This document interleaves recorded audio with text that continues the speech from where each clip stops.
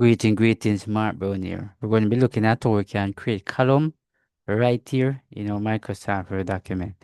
All right, first we wanted to notice right here, go right up to the top, that said layout. Some of you might see page layout and some might see layout.